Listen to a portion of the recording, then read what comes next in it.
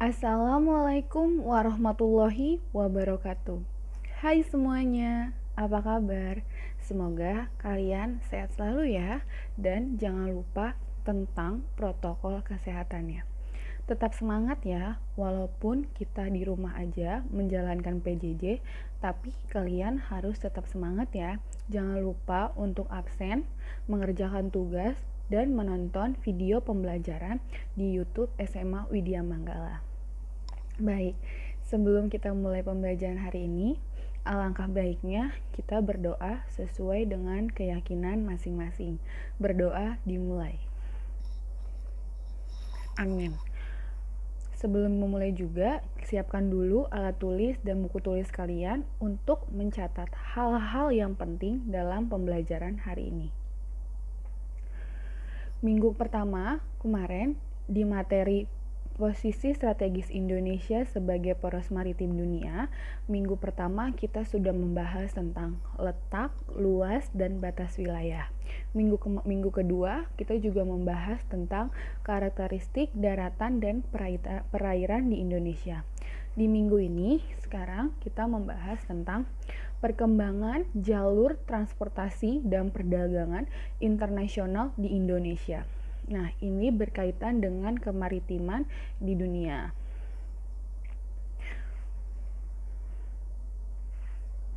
Bagaimana perkembangan jalur transportasi dan perdagangan internasional yang ada di Indonesia?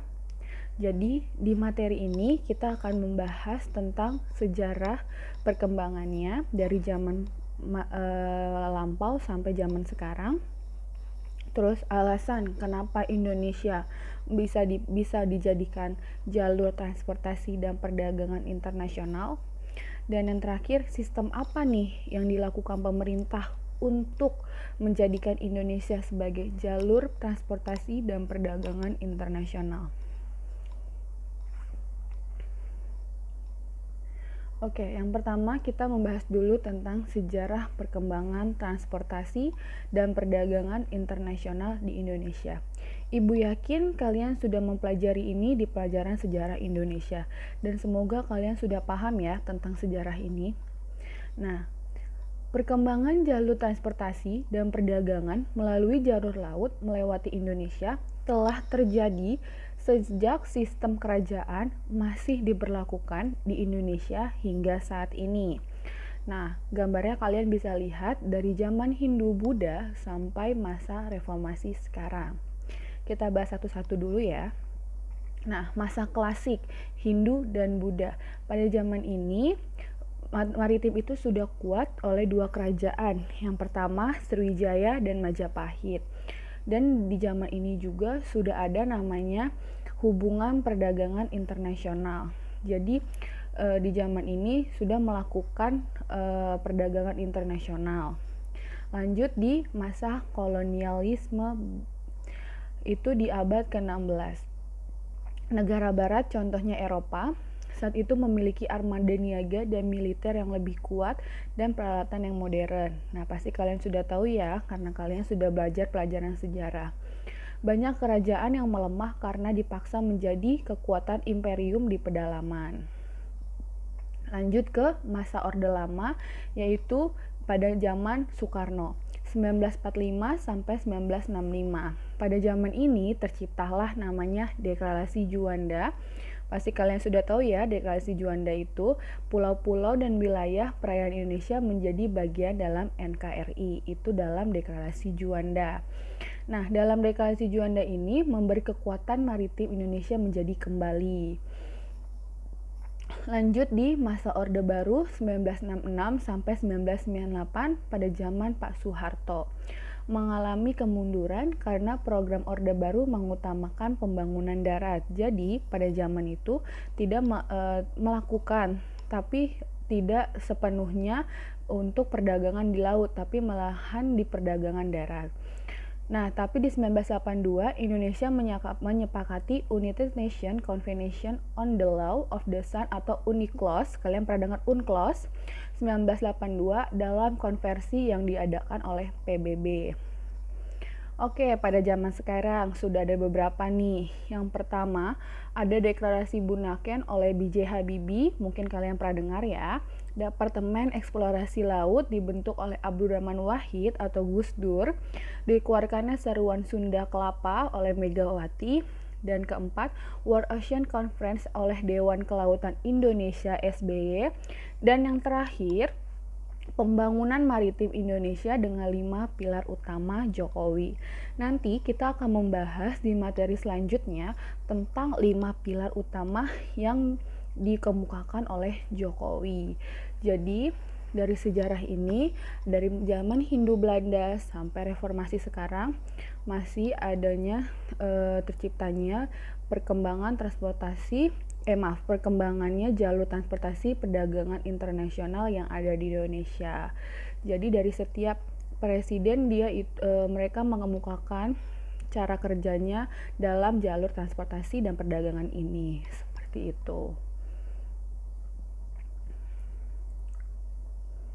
Oke, alasan Indonesia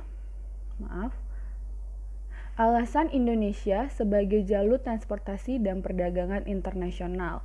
Yang pertama, alur laut Kepulauan Indonesia atau ALKI adalah air laut yang ditetapkan sebagai alur untuk pelaksanaan hak lintas air laut kepulauan berdasarkan Konvensi Hukum Laut Internasional. Nah, dengan adanya ALKI ini nanti bisa dijadikan, ALKI itu ada 5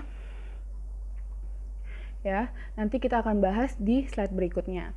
Lalu yang kedua, Indonesia terletak pada posisi silang yang kemarin sudah kita bahas di letak di antara benua Asia dan Australia, dan serta di antara Samudra Pasifik dan Samudra Hindia yang kemarin kita sudah bahas ya di minggu pertama. Lalu yang ketiga, jalur laut adalah jalur yang paling efisien untuk mengangkut barang dalam jumlah besar. Ya iyalah, kan pakai kapal ya. Yang keempat, Indonesia terletak di jalur strategis perdagangan internasional yang disebut dengan jalur sutra laut, yaitu dari Tiongkok dan Indonesia melalui Selat Malaka ke India. Dan yang terakhir, berkaitan dengan jalur perdagangan laut, pemerintah Indonesia memiliki rencana membangun tol laut. Dan saat ini sudah ada 3 tol laut yang saya ketahui itu ada di daerah Bali, itu sudah ada tol lautnya. Seperti itu. Jadi ini ada 5 alasan kenapa Indonesia dijadikan jalur transportasi dan perdagangan internasional. Nah, di sini ada alur laut Kepulauan Indonesia ALKI yang tadi dijadikan Indonesia sebagai alasan sebagai transportasi dan perdagangan internasional.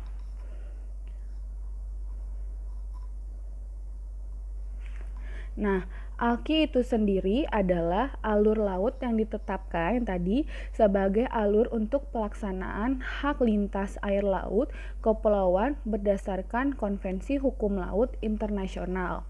Alur ini untuk pelayaran dan penerbangan yang dapat dimanfaatkan oleh kapal laut atau pesawat udara asing di atas laut tersebut untuk dilaksanakan pelayaran dan penerbangan damai secara normal. Jadi dengan melihat ALKI bisa tahu nih seperti apa keadaannya. Tuh. Nah, di Indonesia memiliki 3 alur laut Kepulauan Indonesia ALKI, yaitu yang pertama ada ALKI 1. Kalian bisa lihat gambarnya. ALKI 1 itu melalui alur Selat Sunda, pasti kalian sudah tahu ya, Selat Sunda antara Sumatera dan Jawa. Selat Karimata, Laut Natuna, pasti kalian tahu Laut Natuna di Kalimantan, dan Laut Tiongkok Selatan di bagian atas Laut Natuna. Lihat ya, ALKI 1 gambarnya. Pokoknya meliputi, kalau secara gampangnya, meliputi daerah Sumatera dan Jawa. Oke, itu ALKI 1. Ingat, ALKI 1. ALKI 2, ada alur Selat Lombok, lihat ALKI 2. Oke, berarti perbatasan antara Jawa dan Bali ya. Selat Lombok dan Selat Makassar, dia naik ke atas ke daerah Sulawesi dan Laut Sulawesi. Berarti ingat, di Alki 2 masuk ke daerah Lombok dan masuk ke arah Sulawesi. Oke. Alki 3. Alki 3 ini dibagi menjadi 3. Yang pertama ada Alki A. Alki 3A melalui Laut Sawu, Selat Ombay, Laut Banda masuk ke Maluku, Laut Seram, pokoknya Laut Maluku dan Samudra Pasifik ke arah atas. Intinya 3A ini ada di daerah Maluku. Oke. Alki 3B, lihat 3B. Berarti intinya di Alki 3 ini dia itu mempunyai 3 cabang ya. A, B, dan C. Laut Timur ke arah bawah, ke daerah bawah Maluku, Selat Leti, Laut Banda, masih daerah Maluku juga, Laut Seram, Laut Maluku, dan Samudra Pasifik, itu masih daerah Maluku. Dan yang Alki 3, yang C, melalui Laut Arafuru, pokoknya daerah Maluku juga, Laut Banda, Laut Seram, Laut Maluku, dan Samudra Pasifik, Jadi intinya di Alki 3 ini melalui jalur di Provinsi Maluku. Jadi yang pertama, kalau kita masih mau ingat, Alki 1 ini antara daerah Jawa dan Sumatera, tapi naik ke atas di arah Tiongkok, ya, Laut Natuna ke arah Kalimantan. Kalau Alki 2 itu berada di daerah Lombok dan naik ke arah Sulawesi, oke. Dan Alki 3 berputar di antara daerah Maluku. Seperti itu cara gampangnya. Oke, sekian materi hari ini. Kalau misalnya ada yang ditanyakan tentang materi ini, kalian bisa WA saya. Untuk tugas nanti akan saya berikan di GCR. Yang belum join bisa tanyakan kodenya ke wali kelas kalian. Sekian dari saya. Wassalamualaikum warahmatullahi wabarakatuh.